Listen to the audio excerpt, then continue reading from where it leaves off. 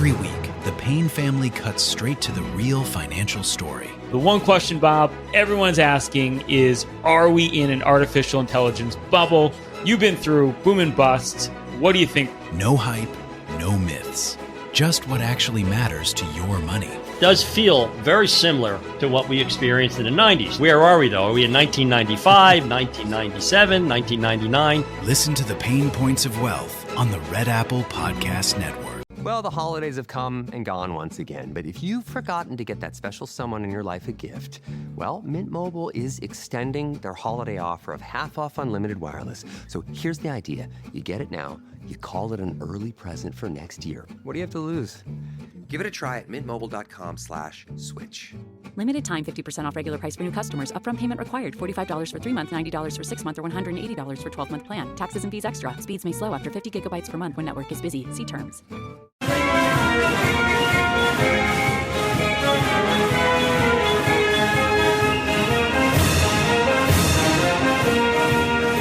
This is the Stone Zone with Roger Stone. People love him and respect him. Roger Stone. Now, get in the zone. It's the Stone Zone. Here's Roger Stone.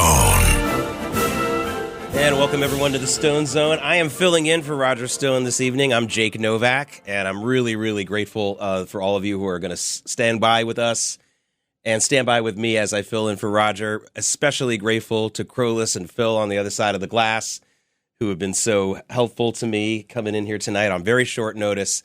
But boy, what a great opportunity this is to talk to all of you, speak to all of you across the country. And for those of you, I think some of you probably listening from outside the country, it's a great opportunity. It feels great. But what doesn't feel great is the big picture in America right now. And I wish this weren't true.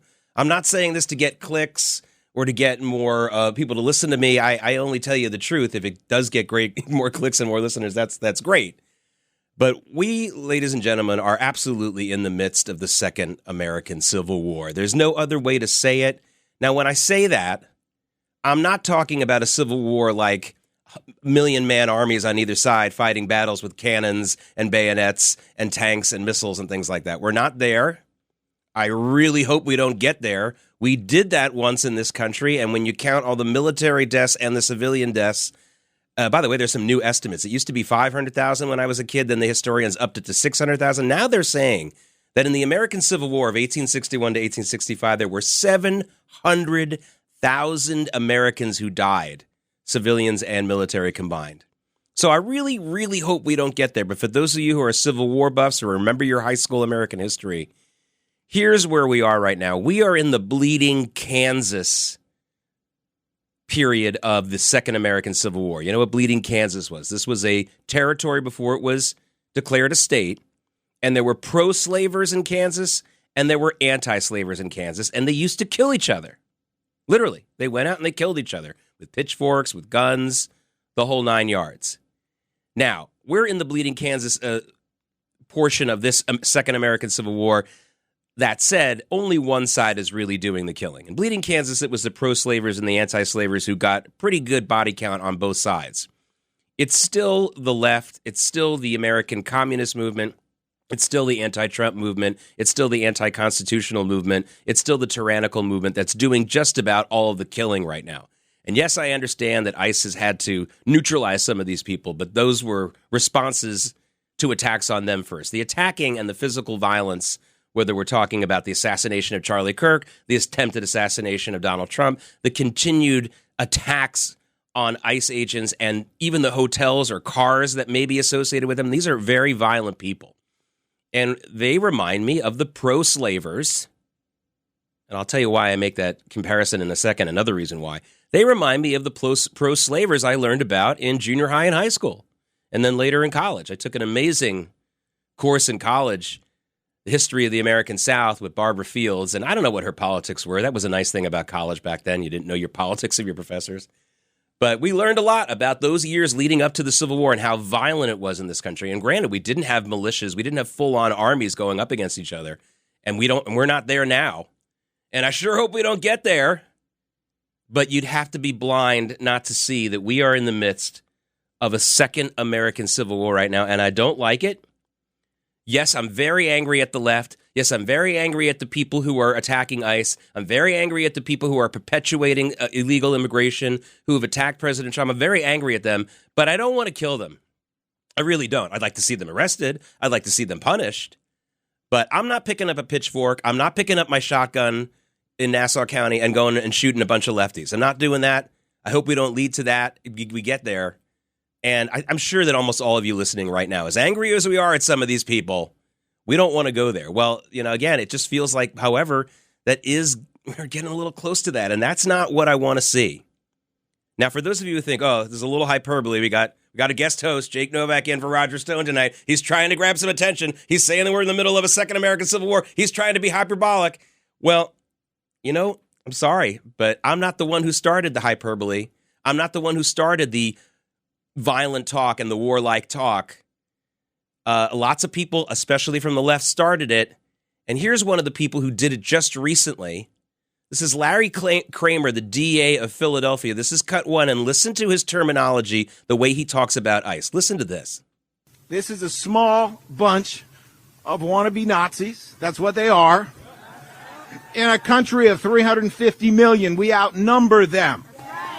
If we have to hunt you down the way they hunted down Nazis for decades, we will find your identities. We will find you. We will achieve justice. Larry Kramer. First of all, Larry, members of my family were murdered by the real Nazis. They were lined up and shot in a town called Mariupol, Lithuania. So you make those comparisons with me, and you're going down the wrong path. You're not going to appreciate what I'm going to say about you if you do that again. So don't you dare do that again. But second of all, hunt you down? Federal agents? You don't like what ICE is doing? Go vote for a different president. Go vote for different federal officials who can change the rules and maybe open your borders again. I don't approve of that. I don't want you to do that.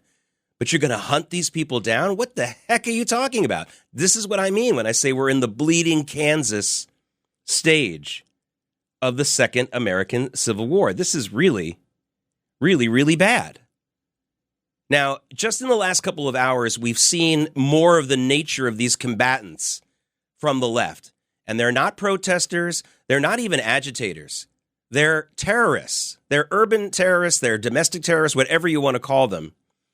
And you know that over the weekend, we had one of them killed, Alex Preddy, and the left tried to make this guy into an absolute martyr. In fact, MSNBC didn't just make him into a martyr by changing his or balancing out or tilting his resume. They literally photoshopped up his picture to make him more attractive looking. It's like the opposite of what Time magazine did with OJ. Those of you a little bit older remember when OJ got arrested, and they put him on the cover of Time magazine, and they literally darkened his skin and darkened the background. And it was a huge scandal, and rightfully so. I think OJ was guilty, but I mean, you got to darken his picture on the cover of Time magazine. Well, this was the opposite of that. They were trying to make this guy look saintly and more friendly. Well, just in the last couple of hours, new video of Alex Preddy spitting at federal officers while his gun is visible. And this was on January 13th. So this was a couple of weeks, I guess, before he was killed, and kicking out the taillight of one of the ICE vehicles. I mean, you can see this guy is totally unhinged. You can see that he is a combatant in this Second American Civil War. He's the guy with the pitchfork coming after folks. And there's a lot of people who should be embarrassed by these new revelations about Alex Preddy, not people like you and me. I think most of you listening knew this guy was bad news and didn't fall for the sugarcoating of this guy. But one of the people who not only fell for the sugarcoating of this guy, but promoted it quite aggressively was one of the great geniuses of the American illiterati. Not really. Anna Navarro. Cut 6. Here's her take on Alex Preddy. They chose to, they killed the wrong guy, right? Because this is like the perfect guy. Alex Preddy is the guy you would want to date your daughter. The guy you would want your son to grow up to be, a decent human being who was serving humanity, serving sick veterans, who is, there is nothing that has been said about that man that isn't wonderful. And so they can't malign him. They can't malign him because we have the videos. I have a lot of Latino friends, and obviously I have a lot of friends who are women. Aren't you embarrassed by Anna Navarro? I mean, there are so many very, very smart, even left-wing smart Latinas and women who they could be putting on TV instead of this moron. I mean, really, this is incredible.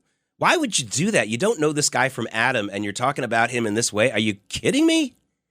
And now we see this video. Listen, I have 2 daughters. I don't want my daughters dating a guy like that. You kick out my taillight, there's going to be some bad things happening to you, whether you're dating my daughter or not. All right. I mean, it's just outrageous. And it's amazing how there's a balance here for all the praise that they give these people, whether it's Renee Good or Alex Preddy. They balance it out with overly just as false lies about our ICE agents. And by the way, God bless these guys. You know how many tens of thousands of encounters our ICE agents are having every single day? And so far this year, we've got, 4 or 5 shootings, all of them completely justified? Every police department in America would love to have that kind of ratio, have that percentage of encounters with violent people to actual shootings. And these were absolutely justified shootings, every single one of them. But nevertheless, they are demonized. Now, you ever heard Larry Kramer earlier in the segment talk about how, call them Nazis, which is bad enough. But here you have an even, I think, a more subtle, but I think even more dangerous characterization of what these guys are doing, of ICE, from none other than New York City Mayor Zohran Mamdani. This is cut 2. Listen to him describe ICE's mission. I want to know where you come down on abolishing ICE and if you believe that ICE has any legitimate law enforcement role. I am in support of abolishing ICE, and I'll tell you why. Because what we see is an entity that has no interest in fulfilling its stated reason to exist. We're seeing a government agency that is supposed to be enforcing some kind of immigration law, but instead what it's doing is terrorizing people, no matter their immigration status, no matter the facts of the law, no matter the facts of the case. And I'm tired of waking up every day and seeing a new image of someone being dragged out of a car, dragged out of their home, dragged out of their life. America is not terrorized by ICE. The people who are terrorized by ICE are the illegal aliens who have also committed additional crimes, and they should be terrorized. And you can say that, by the way, about every police officer in America.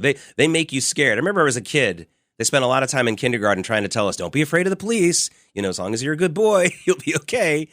This to me is even worse than calling them Nazis, because when you call them Nazis, we can all hear the hyperbole. Here's this guy saying, they're not doing anything. They're not stopping illegal immigration. They're not going after illegal aliens. They're just scaring people. Which is even more ludicrous than calling them Nazis, really, in a lot of ways. And very, very, very dangerous. That's not the way it works.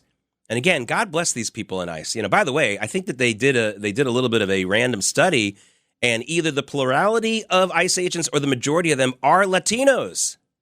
So they know darn well, and by the way, that helps. That's helpful. They speak Spanish, most of them, and that's very helpful. So that's what they're dealing with. And it's very, very important to push back on this kind of stuff. I can't believe that elected leaders, I understand they lie and they grandstand and they do stuff like that, and yeah, they call people Nazis, and that's not acceptable. But what's really not acceptable is what Mayor Mamdani did, saying that they're not really doing it. They're just there to scare people. Really?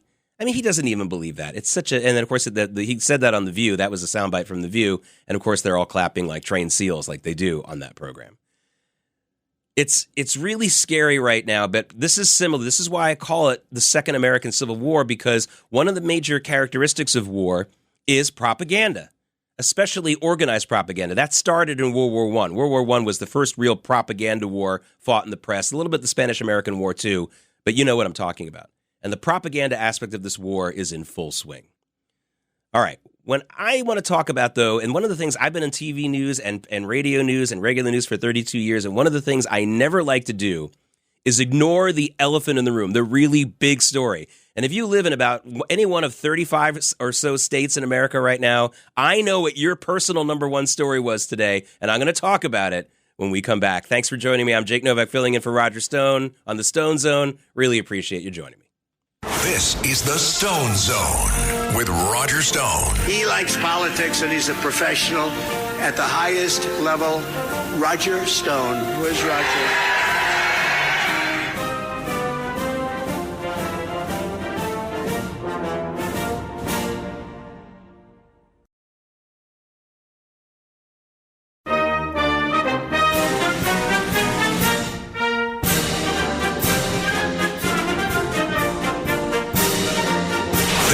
is the Stone Zone with Roger Stone. Roger Stone, who's a very, one of the smartest political minds.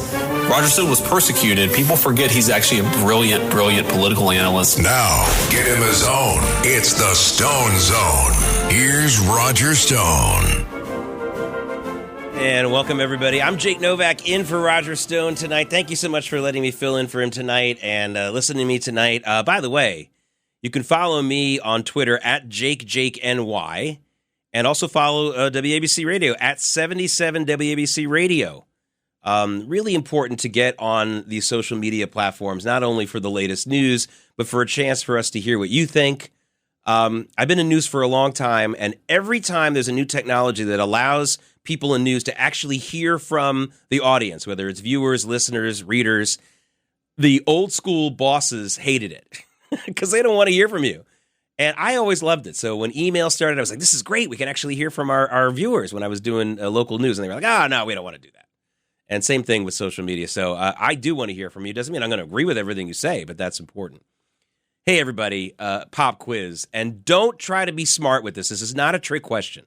What is the number one story in America for most Americans, not only right now tonight as I speak to you just before 8:30 Eastern time on the East Coast, but really the last several days? Come on. What's the first thing you said to members of your family in the morning this morning or people that you saw on the street? Did you get the answer yet? Okay, here's the answer. It's freaking cold. We have record-breaking temperatures in so many states in the United States. This is not just a New York story. It's not just a Texas story. It's several states, as many as 35 at first, and now still many, many states. And, this is not my opportunity to tell the joke about, well, everyone talks about the weather, but they don't do anything about it. No, that's not what I'm doing here. I'm trying to tell you this is a very important story. This has political ramifications. And here's a soundbite, again, from Mayor Mamdani here in New York, that actually is about the weather, believe it or not. Check it out. This is cut 3. We are speaking about a fiscal crisis at the scale greater than the Great Recession. And so there will not be one single thing that can answer that crisis. It will require us to pursue every single avenue. That means looking inward into savings and efficiencies. That also means raising taxes on the wealthiest New Yorkers and the most profitable corporations.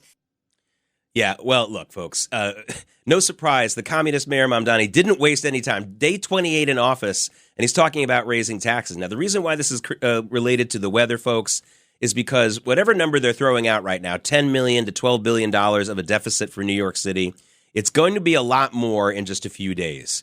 The cost of heating these schools in the city, heating the buses, heating the government buildings alone, let alone all the other costs that are going to come to the hospitals, for example, the city hospitals, is going to be massive. And this is exactly why you don't spend money on stuff that doesn't help your citizenry and isn't important. Instead of inviting millions of illegal aliens into your town and giving them money and housing them, make sure that you got enough money in the bank for when you get sub 32 degrees temperatures for 15, 16 days in a row. I spent most of my life here in New York City, in the New York City area. I'm 55 years old. Grew up mostly in the South, but didn't come here until high school time. So most of the last 55 years, I've been here in New York City. I can tell you something right now. I've never seen cold temperatures like this for so many consecutive days, and we're looking at like 10 more coming up. So this is a big story, and it's a reason why the deficit's only going to get bigger and why we should cut our spending and not raise the taxes. All right, when we come back, another story, a big story you haven't heard. This isn't like the cold that you knew, and you should have heard it. We'll talk about that.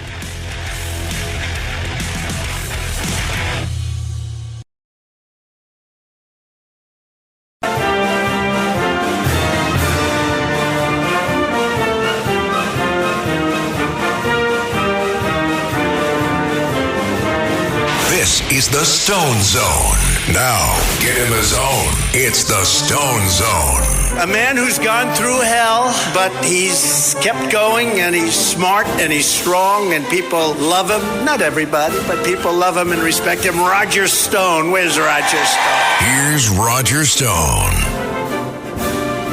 And I'm Jake Novak in for Roger Stone this evening. I've gone through hell too, but that's because I'm a Jets fan. We'll talk about that a little bit later.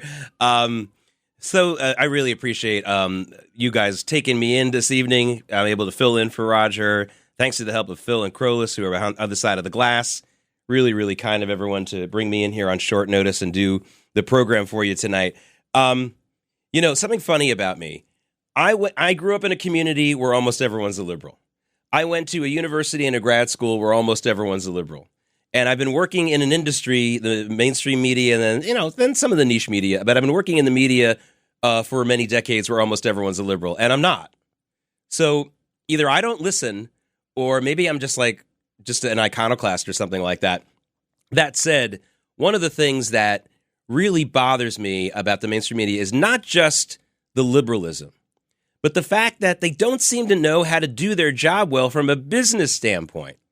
If you're listening to this tonight and you think, well, the biggest bias in the mainstream news media is liberalism, actually, it's not. It's in the top three. The number one bias is negativity. I mean, I think that's been true since the first media, which I would say is the caveman drawings. If it's scary, if it's dramatic, if it's divisive, that is the bias that the news media is going to go with all the time. I mean, even when Barack Obama was president, they love Barack Obama. If you turned on MSNBC every night when Barack Obama was president, you weren't happy. They weren't presenting a Shangri-La vision of America by any stretch. It was pretty scary every night. So that's the number one bias. The other one is geographical bias. You know, I've lived in New York for most of my life, but I'm detached enough to see that if stories affect this city, somehow it becomes a national story much more than if it's another city. So if you have, God forbid, 200 people die in a fire in Idaho and 10 people die in a fire here in New York City, it's likely to be a national story, the New York City fire. It's just the way it is. Those of you in the business know what I'm talking about, been paying attention. So that's another bias. And those two are actually bigger and more common. I don't say they're worse, but they're more common and more noticeable than that bias for politics. So this next story that I really think is a huge story, and not because I think that you guys should care about internal Chinese politics, but just because how can this not be a major story on the mainstream media as I describe it to you, and everything I'm about to tell you is an established fact. The number 2 man in China behind President Xi Jinping, he's a general, his name is General Zhang Yishou, has been purged. And more than just purged, he's not only out of a job, they are accusing him of leaking nuclear secrets to the United States. Are you kidding me? Is that not a big story or what? I don't care how much. I don't care if you can't find China on a map. And by the way, a lot of the people in the mainstream news media newsrooms I've worked in over the years cannot find China on a map. But I don't care about that. It doesn't matter. That is a huge story. This is the number 2 economy in the world, the number 2 military power in the world, a very scary nation, which I believe is really the most evil nation in the world by far. And it has its hands in every evil pot there is. And there's some kind of purge going on there. Now, all that is absolutely confirmed what I just said before that. Not any doubt about what I just said. But the second part is in doubt. Whether or not there's some kind of pushback over this purge. Are there members of the rank-and-file Chinese military who are in some form of revolt over this? That is not confirmed. I'm not seeing a huge amount of evidence of that, but there does seem to be something funny going on. All of that is stuff that we hopefully will find out in the coming days. But this is a huge story, and it's yet again indicative of how the mainstream media forget about their political bias, which is horrible and annoying. But what about the fact that they don't seem to want to make money? Don't you want to have the people who would click on a story like that? Who isn't going to click on a story? Top general in China, number 2 guy in the whole country, accused of leaking nuclear secrets to the U.S. That's a sexy headline. A 5th grader who's doing a journalism project could write that up in a way that you would want to hear about it, let alone someone who's supposed to be a professional. And it's not being covered. I haven't seen it anywhere in the mainstream news media. I haven't seen it so much in the conservative news media either, by the way. Hello? You guys out there who think you're so much better, you're not. It's a huge story. And again, not because we care so much who's in and who's out in the Chinese government. I don't expect people to care about that. I mean, I think that we should, but I don't expect that. I understand my audience. I understand the audience in this country. But it doesn't matter. It's a huge, huge story. And it's just another example of something that I talk about a lot that hopefully will help all of you understand one of the key natures of the mainstream media. And that is they aren't really after making money that much. If they make money, great, but they have another agenda. And when you take a look at the corporate-owned mainstream media, whether we're talking about a CNN or any of the 3-letter broadcast networks, ABC, NBC, CBS, or MS Now, even though they've spun it off to another company, and even ESPN, I believe and I believe this for a long time. I remember I worked at some of these places. I believe that all of these places are basically lost leaders. They're lobbyist arms. Because if you're talking about CNN isn't owned by CNN. They're owned by Warner Brothers. And they have a lot of properties that actually do make money for the corporate owners that are very, very susceptible to regulatory scrutiny. So you create a CNN, you nod and you wink to the Democrats or the swamp in D.C. and say, hey, we'll parrot your messaging, we'll put your guys on the air, we'll put Nancy Pelosi on the air anytime you want, and then maybe the next time you take a look at our property rights at some of our theme parks or our streaming rights, you won't bother us. Comcast, which owns all the NBC properties, you know what they make their money on? They don't make it on MS Now, and they don't make it on NBC Nightly News. They make their money on broadband cable, broadband internet. And you better believe broadband internet is something where people in Washington could snap their fingers in a second and put that out of business. And I really believe that this is all about lobbying. And it has to do with China as well. You will be very hard-pressed to find in mainstream media any story that depicts China in any kind of a negative light. And this isn't even such a negative story about China necessarily. It's just an intriguing story, but it doesn't make it look like a stable country. So they're not going to cover it. And boy, have we come a long way just in the last 25 years or so. I remember the day that China was awarded the 2008 Olympics. I was at CNN. I was working with a guy named Jack Cafferty. Those of you from New York know this guy's name very well. And even if you're not, you remember he was on the national CNN broadcast for years as well. And we got the message. We got the wire that said that China's been awarded the 2008 Summer Games. And Jack went off. He's like, oh, my God, China, this is a repressive country. They do horrible things to their own people. How can the International Olympic Committee give them the Olympics, and on and on and on? And we did get a little bit of pushback. We got a call from the Chinese consulate in New York, and they were complained about it. Well, let me tell you something. If somebody did that today on the air, they would be getting a lot more than a call from the Chinese consulate. They'd be off the air for a long time. The bowing down to China because of their investments in these companies, and the fact that these major owners of the corporate owners, the big-time corporate owners, are so reliant, but they think they are. They're actually going to end up losing money in China in the end, like they always do. Gordon Chang, who's a regular guest on this channel, talks about it a lot. So don't just take my word. Don't just take Jake Novak's word for it. But nevertheless, they have a lot of money invested in there, and they're just not going to do anything negative about China. And to me, this is just maddening to me. You know, I really would like to see these corporate entities realize that the days of using these channels as lobbyist arms to protect their money-making entities are over. Trump's in charge now. Better to put out a product that people actually want to watch. And if you're putting on TV just the same story all the time, and obviously I led with the Minneapolis story tonight, basically. I know it's a big story. But take a look at the story counts at some of these places. When I got out of journalism school and grad school and started doing local news, let alone national news, I used to pound it into our heads. 22, 25 stories per half hour. Go, go, go. They do like 2 or 3 stories per hour now on these channels. And that includes the Foxes and the other. They all do it. They're not really trying to get your attention as much as they should be. They're acting as some kind of lobbyist arm. It's outrageous. This is a hot story that people should pay attention to, even if you can't find China on the map. Now, another hot story that should be getting more attention, and maybe it's because people are a little bit tired of it because we heard so much about it at the beginning of the month, but what's going on in Iran right now looks like it's percolating again. We're starting to see videos of large-scale protests again that look like they're pretty current, so the people haven't given up despite all these confirmed reports of at least 20, 30,000, maybe 40,000 people dead. And President Trump isn't happy about this, and here's what he is now threatening Iran with. Listen to this. This is cut 4. And by the way, there's another beautiful armada floating beautifully toward Iran right now. So we'll see. I hope they make a deal. Yeah, he's saying they better make a deal now, or they will suffer consequences much worse than the taking out of their nuclear facilities that we saw last summer in June. And simply from a mathematical standpoint and a military standpoint, he's got a lot to back him up on that statement, because as I speak to you right now, folks, we have a lot more military assets within striking distance of Iran than we did in June of 2025, just 6.5 months ago, 7 months ago. That's just a fact.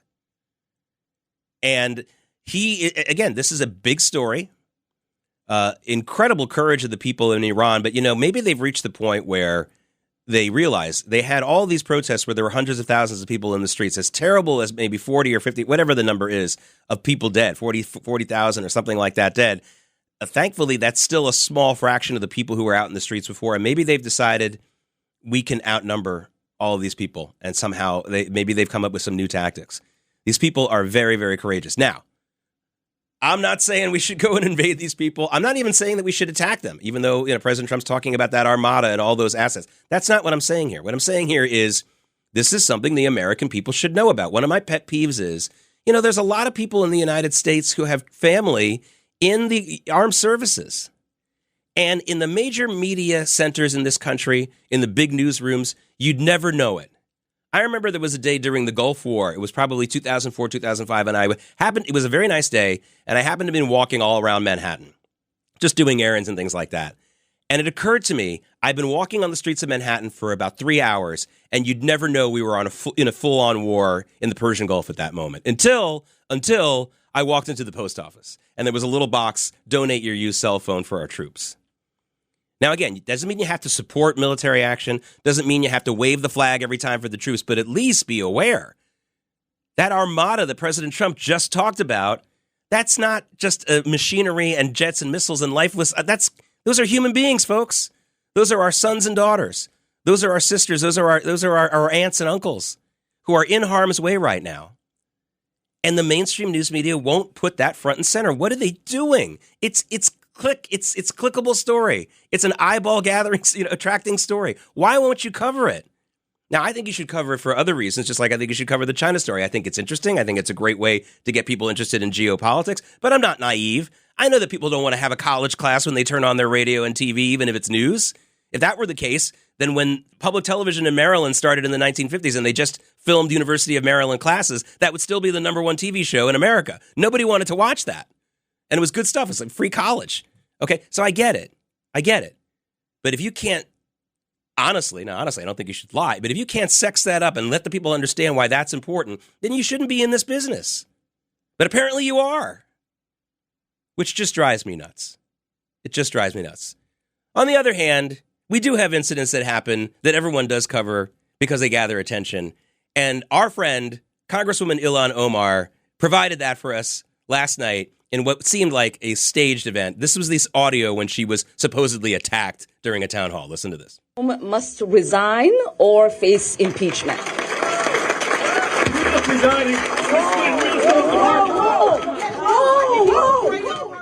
So that was just the audio. You've probably seen the video where somebody stands up, sprays her with something. Boy, did it look staged. I'm sure a lot of the hosts here on not only this channel, but many others that may have checked out have all told you why this seemed very staged, not the least of which that the guy had a bottle of water that he was drinking sitting in the front row, and everyone else who came into that room had to basically let their water bottles be confiscated and throw them out for security. It seemed very staged. She didn't duck. She seemed to be really prepared for it, on and on down the line. And for the people who say, like, it doesn't matter whether it's staged or not, the whole thing is just so annoying, I agree with you 100%. But this is where we are in America right now with our news coverage and with our political discourse. We are in the midst of the Second American Civil War, and all we're seeing is video of and the fixing up of someone's picture to try to make a martyr out of someone who's a professional terrorist, like this Alex Preddy. And we have so many of our sons and daughters in harm's way in the Middle East right now, and we're more interested in dissecting every little thing about Ilhan Omar. Absolutely cover that. I just did. So I'm not trying to be a hypocrite here. Absolutely cover that story. It's a story.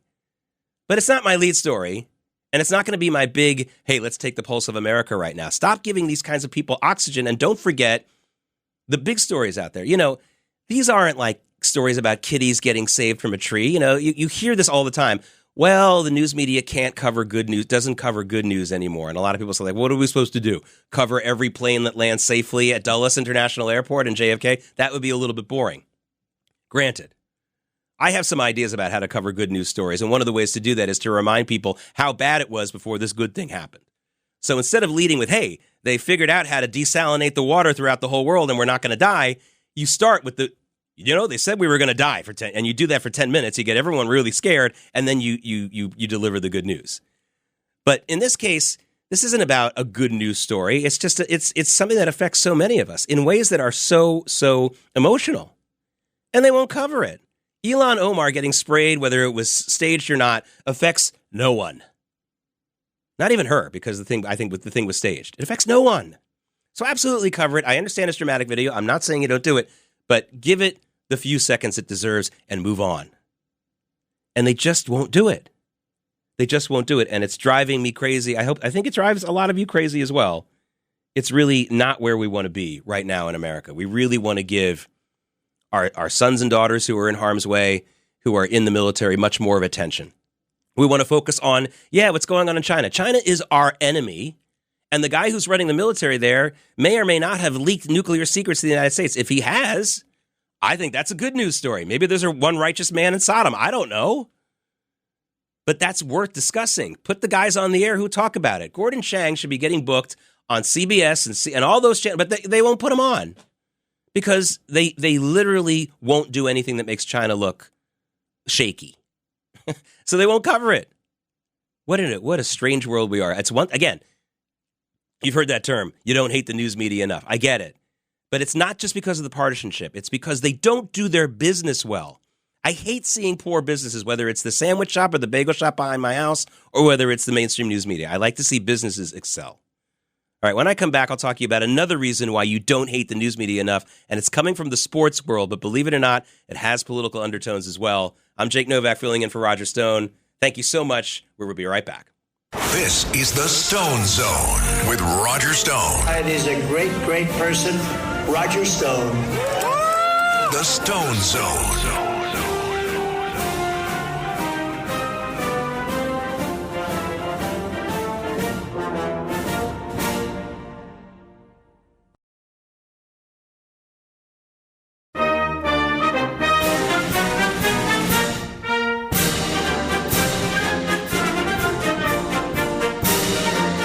This is the Stone Zone with Roger Stone. Roger Stone, who's a one of the smartest political minds. Roger Stone was persecuted. People forget he's actually a brilliant political analyst. Now, get in the zone. It's the Stone Zone. Here's Roger Stone. And I'm Jake Novak, in for Roger Stone this evening here on 77 WABC Radio. Serendipity, everybody. Serendipity. I am about to talk about the arrogance of people in the news media. And so I'm going to do something very not arrogant. Admit I made a mistake. I called the Philadelphia District Attorney Larry Kramer. It's Larry Krasner. Sorry about that. And by the way, was an astute listener who tweeted that at me. And he's absolutely right. I don't know why I said Kramer. I know it's Krasner, but I got it wrong. So there you go. You don't hate the news media enough, and not because they're so liberal. And by that, I mean the mainstream news media. They're not because they're so liberal and so negative all the time, but because they're so freaking arrogant. And if you think it's just about their political reporting, that they have an arrogance in Washington, they have an arrogance about MAGA people, it's not. It's about everything. And we found out that in a cold, hard way just in the last 24 hours, when the sports writers in America who goes into the NFL Hall of Fame ridiculously, outrageously did not vote Bill Belichick into the Hall of Fame on the first ballot, which is just an outrageous and stupid and, yes, arrogant thing. Now, for those of you who think they didn't vote him in because of the Spygate controversy, remember, they caught some hidden cameras at other teams' practices, or the Deflategate controversy where they were deflating some of the footballs so Brady could grab them, Tom Brady could grab them better. Baloney, that's not what it is. It's because of the way Bill Belichick treated the news media. He was arrogant with them. He was short with them. He was kind of rude. Here's what I say to that. So what? He won 6 Super Bowls as a head coach. He went to many others.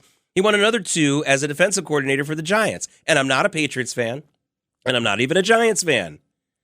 But there's absolutely no reason other than committing a massive number of felonies that you wouldn't vote for this guy to be in the Hall of Fame. And why didn't they do it? Because these sports writers didn't like the way he treated them.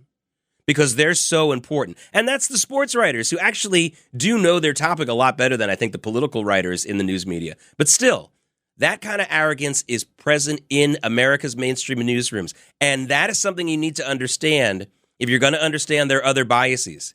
It's outrageous. This is all about personal self-importance. And I got to tell you something. I don't really like Bill Belichick either, but it would be a no doubter in my mind if I were voting. Of course he deserves to be in the Hall of Fame. And it's because of mainstream news media reporter and on-air people and writer arrogance. And they are really, really robbing the American people of important news and perspective because of it. I'm Jake Novak. I was happy to fill in for you tonight. Thank you so much. Have a great evening and stay warm. Every week, the Payne family cuts straight to the real financial story. The one question, Bob, everyone's asking is, are we in an artificial intelligence bubble? You've been through boom and bust. What do you think? No hype, no myths. Just what actually matters to your money. Does feel very similar to what we experienced in the 90s. Where are we, though? Are we in 1995, 1997, 1999? Listen to the Pain Points of Wealth on the Red Apple Podcast Network.